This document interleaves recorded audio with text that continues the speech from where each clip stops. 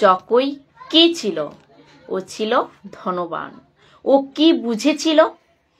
যিশু যে আমার ঘরে এসেছিল ও পয়সার থেকে বড়। ফিকে দিয়েছিল পয়সা, দিয়েছিল গরিবদের। কিন্তু ঠিক এর আগে মথি 19 অধ্যায়ে এক জোয়ান ছেলে রিচ যিশুর কাছে এসে অনন্তকালের জীবন চাই। যিশু বলে, ঠিক আছে, যদি অনন্তকালের জীবন চাও তো তোমার পয়সা গরিবদের বেঁটে দাও।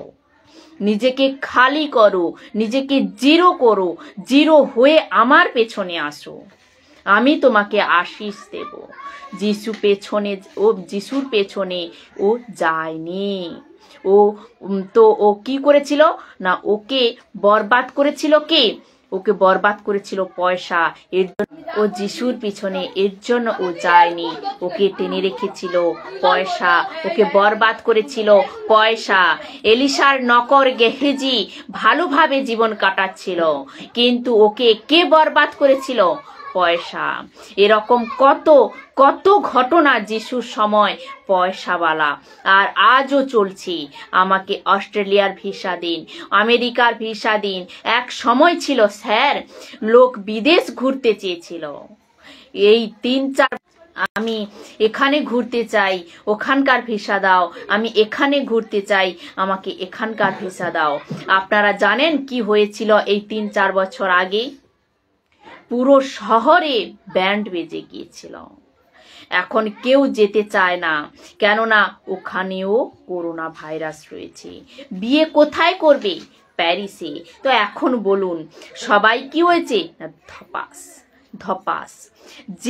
যে করোড়পতি ছিল, ওকেও মৃত্যু পর্যন্ত ছাড়েনি করোনা ভাইরাস। সবার হালত খারাপ হয়ে গিয়েছিল।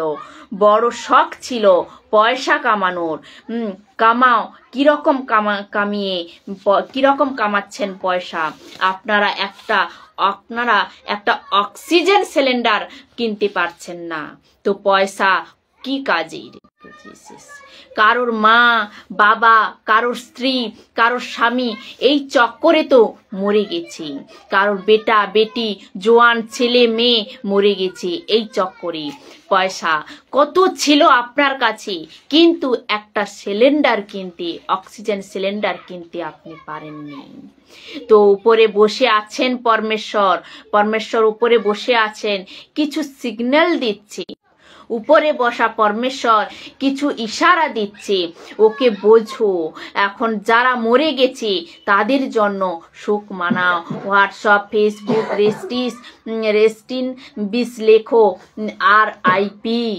কোনো কিছুরই ফারাক পড়ে না ওদের, কেননা ওরা তো চলে গেছে। যদি তোমাদের থেকে যদি তোমাদের এই মেসেজ মিলে, আজ এই ভিডিও কোনো মেসেজ মিলে, তো শুধরে যাও, কথাকে বোঝার চেষ্টা করো। এখন সব থেকে ইম্পর্টেন্ট কথা পৌল কি বলেছে দেখুন। 1 তিমথি 6 অধ্যায় 3 নম্বর বাক্যে বলেছে, কিছু লোক আছে যারা অন্যরকম শিক্ষা দেয়। তারা আমাদের প্রভু যীশু খ্রিস্টের সত্য শিক্ষার সঙ্গে একমত নয়, এবং যে শিক্ষা প্রকৃতপক্ষে ঈশ্বরের সেবার জন্য পথ দেখায় তা তারা গ্রহণ করে না। এ হলো সত্য প্রচারক, এ হলো পৌল, আর এর প্রচারের কথা নিয়ে আমি আপনাদের মাঝে রাখছি। 4 নম্বর বাক্যে বলছে, যে ব্যক্তির শিক্ষা ভ্রান্ত সে গর্বে পরিপূর্ণ ও অজ্ঞ। সে নিছক কথা নিয়ে রাগ ও তর্কাতর্কি, এটাই তার অসুস্থতা, যার ফলশ্রুতি হলো ঈর্ষা, ঝগড়া, পরনিন্দা ও কুসন্দেহ। 5 নম্বর বাক্যে বলছে, এই সব লোকেদের কাছ থেকে শুধু ঝগড়া শোনা যায়। যারা দুর্নীতিগ্রস্ত মনের মানুষ এবং সত্যকে হারিয়েছে, তারা মনে করে যে ঈশ্বরের সেবা করা ধনী হবার এক উপায়। বেগুনি কাপড় মনে আছে আপনাদের? মলমল কাপড় মনে পড়েছে? এরকম কাপড় পরো, পাদ্রির কাপড়, বিশপ অ্যাপোস্টলের কাপড়। ডিগ্রি লাগাও, ফেসবুক আর ইউটিউবে এসো, নিজের অ্যাকাউন্ট ডিটেলস বাঁটো আর পাবলিককে বোকা বানাও আর পয়সা খুব কামাও। পাবলিককে বোকা বানাও আর পয়সা খুব কামাও। কিসের জন্য? ভক্তির বেশ ধরে পয়সা কামানোর জন্য। ইউটিউবের চ্যানেল কেন চলে জানেন? কেননা এরা লিঙ্ক আপ করে রেখেছে, পয়সা ওখান থেকে কামায়। চার্চকে মাংসের নামে খুব ভয় দেখিয়ে রাখে, যদি না দেয় তো তোমার ওপর শ্রাপ আসবে। ভয়ের কারণে ওরা তোমাকে পয়সা দিচ্ছে আর তুমি ওকে নিয়ে এনজয় করছো।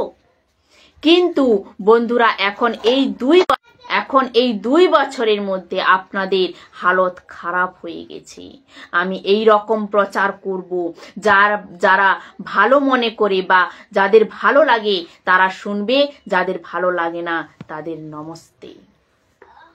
নরকে দেখা হবে যখন আমি লাজরের মতো স্বর্গে থাকব, ওখান থেকে তোমাদের সঙ্গে কথা বলবো। বাক্য 6। এ কথা সত্যি যে ঈশ্বরের সেবার ফলে মানুষ মহাধনী হতে পারে যদি তার কাছে যা আছে তাতেই সে সন্তুষ্ট থাকে। আপনাকে এখানে কি কামাতে হবে? ভক্তি, পবিত্রতা, ক্যারেক্টার, পরমেশ্বরের কাছে আসা। 7 নম্বর বাক্যে বলছে, কারণ আমরা জগতে কিছুই সঙ্গে করে নিয়ে আসিনি আর কোনো কিছুই সঙ্গে করে নিয়ে যেতেও পারি না। বাদশাহ সিকান্দার কি নিয়ে এসেছিল? পুরো দুনিয়াকে জিতেছিল, কিন্তু কি নিয়ে গিয়েছিল? কালিয়াত। 8 নম্বর বাক্যে বলছে, তাই অন্ন বস্ত্রের সংস্থান পেলে আমরা তাতেই সন্তুষ্ট থাকব। আমি তো এই বলছি আপনাদের কাছে, 4 বেলা 2 বেলা রুটি, কাপড়, খাবার যতটা রয়েছে তাতেই সন্তুষ্ট থাকুন। পয়সার চক্করে যাবেন না। 9 নম্বর বাক্যে বলছে, কিন্তু যাদের ধনী হবার ইচ্ছা তারা প্রলোভনে এবং ফাঁদে পড়ে নানা রকম মূর্খামির কাজে ও ক্ষতিকর বাসনায় পড়ে, যা তাদের ধ্বংস ও বিনাশের পথে ঠেলে দেয়। বিনাশের সমুদ্র কি? উদ্ঘাটন 21 অধ্যায় বলে কি? আগুনের ঝিল। কি বলে না, যেখানে ধনী ব্যক্তি এখনো পড়ে আছে, যার কথা বলছিলাম। 10 নম্বর বাক্যে বলছে, কারণ সকল মন্দের মূলে আছে অর্থের প্রতি আসক্তি। তো পয়সা নরক থেকে আসে, লুসিফারের পকেট থেকে আসে, যে তোমাদের বড় লোক বানায়। বলে কি? সকল মন্দের মূলে আছে অর্থের প্রতি আসক্তি। সেই অর্থের লালসায় কত লোক বিশ্বাস থেকে দূরে সরে গেছে, আর তার ফলে তারা নিজেদের জীবনে অনেক অনেক দুঃখ বেদনা ডেকে এনেছে। বাক্য 11, কিন্তু তুমি ঈশ্বরের লোক, তাই এই সব থেকে তুমি দূরে থাকো। শব্দের ওপর ধ্যান দিন। কি বলছে? কিন্তু তুমি ঈশ্বরের লোক, তাই এই সব থেকে তুমি দূরে থেকো। ঈশ্বরের লোক তোমায় এরকম শিক্ষা থেকে, এরকম কথা থেকে আমেরিকা, আফ্রিকা, ভারত, মুম্বাই, নাগপুর, পুনা, পাঞ্জাব এরকম প্রচার করে। পরমেশ্বর বলে কি না, তুমি দূরে থাকো। তোমাকে এরকম প্রচারকের থেকে দূরে থাকতে হবে। ফেসবুক, ইউটিউব যতজন শুনছেন যারা পয়সার প্রচার করে, তাদের থেকে দূরে থাকো। তোমাদের নরকে নিয়ে যাবে এ লোক তোমাদেরকে। তো কি বলছে না, পয়সার প্রচার থেকে দূরে থাকো। এরা কি কোথায় নিয়ে যাবে না, নরকে নিয়ে যাবে, তোমাদেরকে বিগড়ে দেবে। সত্য পথে চলতে চেষ্টা করো, ঈশ্বরের সেবা করো, বিশ্বাস, ভালোবাসা, ধৈর্য ও নম্রতা এই সবের জন্য চেষ্টা করো। 12 নম্বর বাক্যে বলছি, বিশ্বাস রক্ষা করার দৌড়ে জয়লাভ করতে প্রাণপণ চেষ্টা করো। যে জীবন চিরায়ত তা পাবার বিষয়ে সুনিশ্চিত হও, তুমি সেই জীবন গ্রহণ করার জন্য আহত।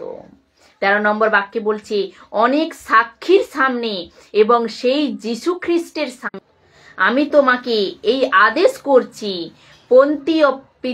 পন্তীয় পিলাতের সামনে যিশুও সেই মহান সত্যের পক্ষে নির্ভীক স্বীকারোক্তি দিয়েছিলেন কি আমি এখানকার রাজা না, আমি ওখানকার রাজা।